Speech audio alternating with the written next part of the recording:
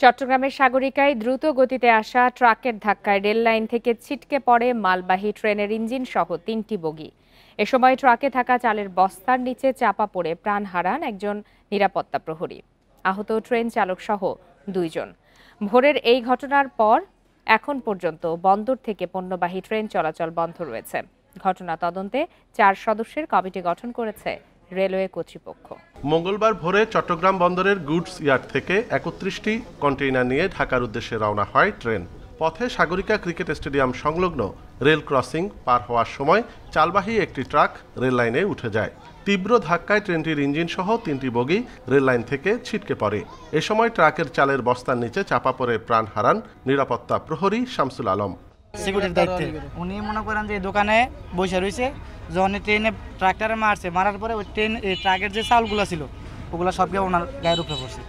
উনি বস্তার তলে পড়ে মারা গেছে। ওরা বলছে না এখানে ধরলে মামলা হবে, এই হবে, তোমাদেরকে ধরে নিয়ে যাবে, আমাদেরকে ভয় দেখাইতেছে।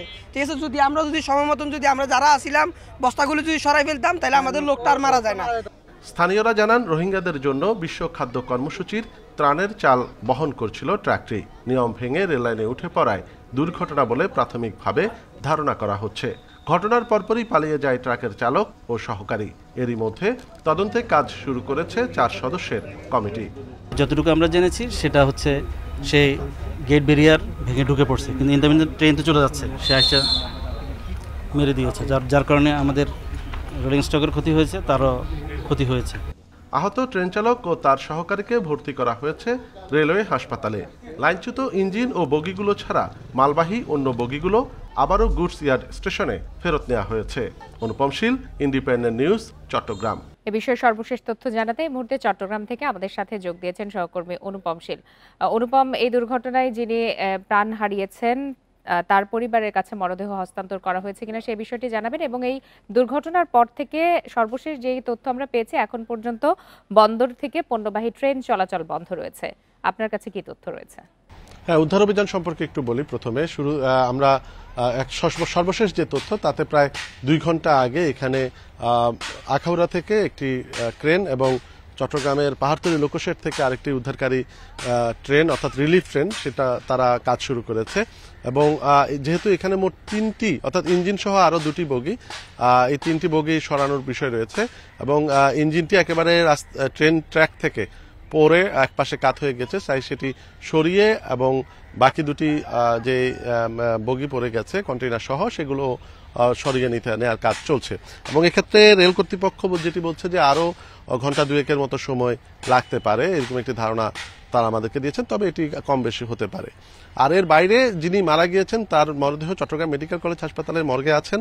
তিনি স্থানীয় যে রেললাইনের পাশে বিভিন্ন দোকানের ছিল, সেই দোকানে নিরাপত্তা প্রহরী হিসেবে কাজ করতেন। তার নাম আমরা খবরও যেটি বলছিলাম যে সোলাইমান নাম।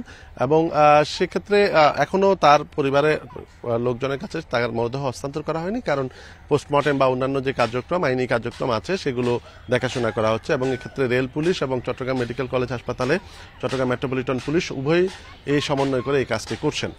আর এর ফলে এছাড়া আমরা যে এই 31টি বগি নিয়ে মূলত এই ট্রেনটি ভোরে ঢাকার দিকে যাচ্ছিল, যেহেতু দুর্ঘটনার পরে অক্ষত যে বগিগুলো আছে সেগুলো ইতিমধ্যে আরেকটি বিকল্প ইঞ্জিন দিয়ে কিন্তু গুডস ইয়ার্ডে নিয়ে যাওয়া হয়েছে।